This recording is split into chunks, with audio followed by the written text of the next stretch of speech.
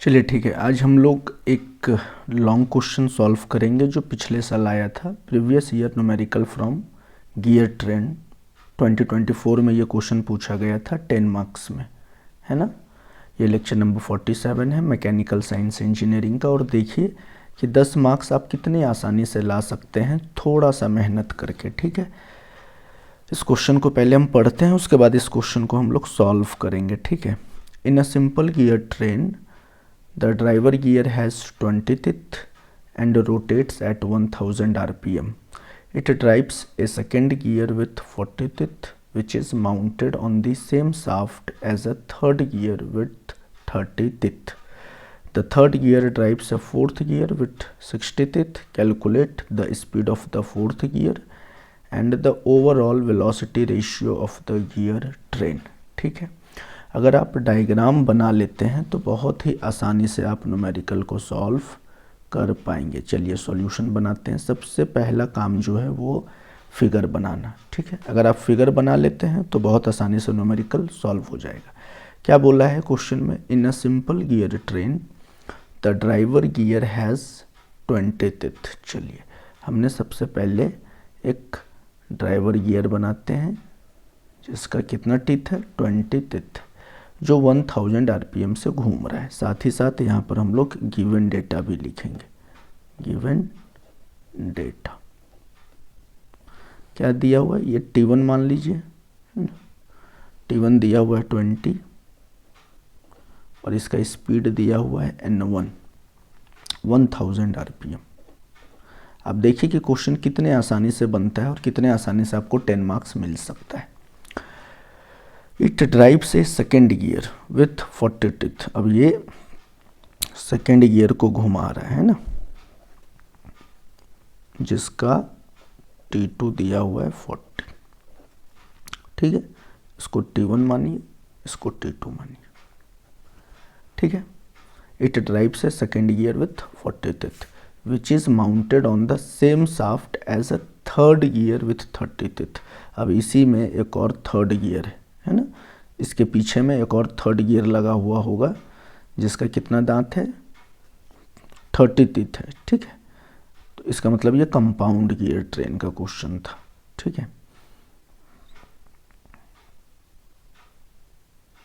मान लीजिए इसी में हमने एक और गियर लिया, इसको बोल दिया हमने T3।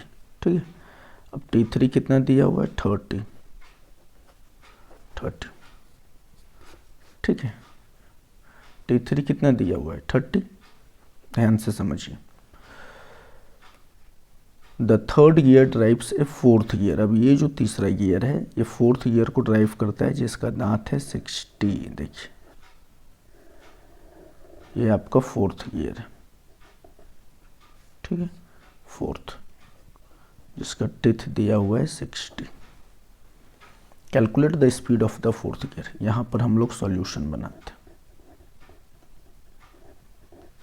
ठीक है, ये तो है एक्चुअली पूरा सॉल्यूशन ही, बट ध्यान से समझिए कि ये अगर आपने डायग्राम बना लिया तो आपका 50% क्वेश्चन सॉल्व हो जाता है। डायग्राम यही है, बहुत ही आसान क्वेश्चन है।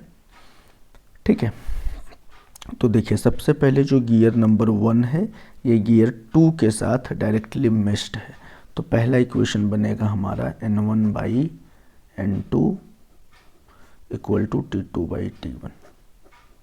ये पहला इक्वेशन बनेगा। फिर 2, उसके बाद ये वाला 3 है। 3 किसके साथ में से? 4 के साथ है।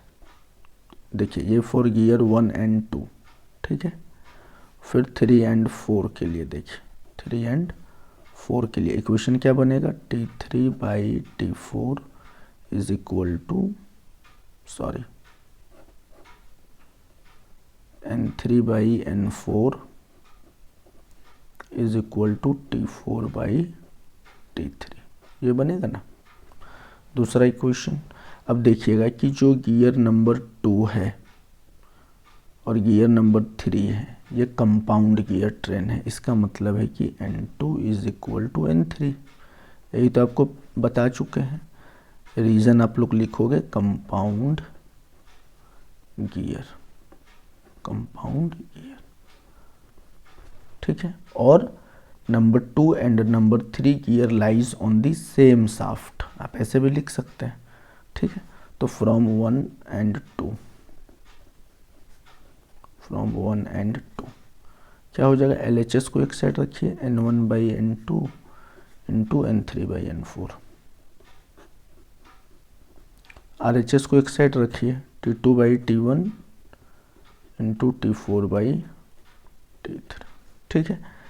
अब N2 और N3 कंपाउंड गियर ट्रेन है, तो ये और ये कट जाएगा, तो क्या बचेगा, N1/N4 is equal to T2 कितना दिया हुआ है देखिए 40, T1 कितना है 20,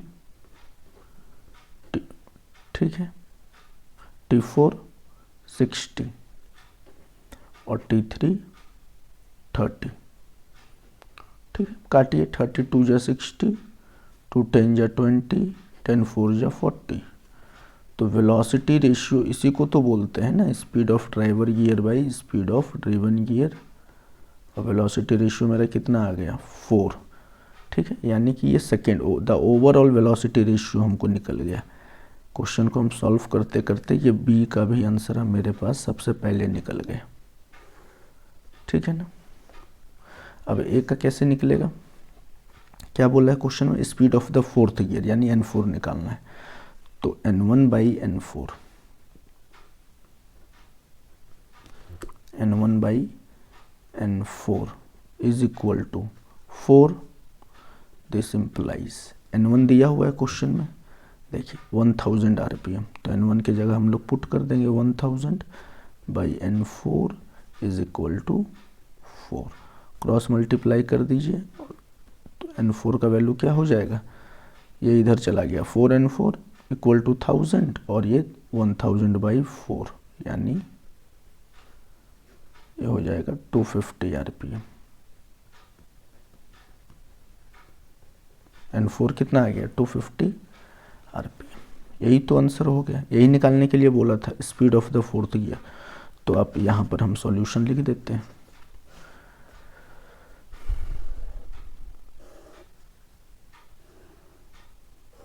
देखिए नंबर ए में क्या बोला था, स्पीड ऑफ फोर्थ गियर, तो N4 जो कितना आया 250 RPM।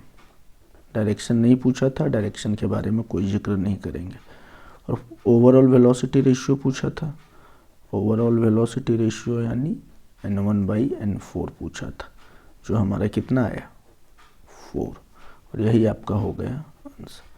बस अगर आप इतना बनाते हैं आपको बहुत ही आसानी से 10 मार्क्स मिल जाता है, ठीक है। बस इतना सा था ये न्यूमेरिकल, बहुत ही इजी न्यूमेरिकल था, और बहुत आसानी से आप सॉल्व करके और 10 मार्क्स ला सकते हैं ज़्यादा मेहनत किए बिना। यही अगर 10 मार्क्स का थ्योरी होता तो आप 3 से 4 पेज लिखते, पूरा भर देते कॉपी को, है ना, आंसर शीट को आप 5-6 पेज लिख देते। लेकिन न्यूमेरिकल्स बनाना हमेशा से आसान होता है, मैंने आपको कई बार बोल रखा है। आपको बस कॉन्सेप्ट के ऊपर काम करना है, जो न्यूमेरिकल्स हम करवा रहे हैं उसको अच्छे से प्रैक्टिस करना है, स्किप नहीं करना है। स्किप करेंगे कॉन्सेप्ट आपको समझ में नहीं आएगा, ठीक है। तो इस तरह से आप न्यूमेरिकल को सॉल्व करके बहुत ही आसानी से अच्छे मार्क्स एग्ज़ाम में ला सकते हैं, ठीक है। चलिए आज के लेक्चर के लिए इतना ही, नेक्स्ट लेक्चर में हम लोग स्पर गियर का न्यूमेरिकल्स सॉल्व करेंगे। तब तक आप अपना ख्याल रखिए और मुझे दीजिए इजाज़त। जय हिंद।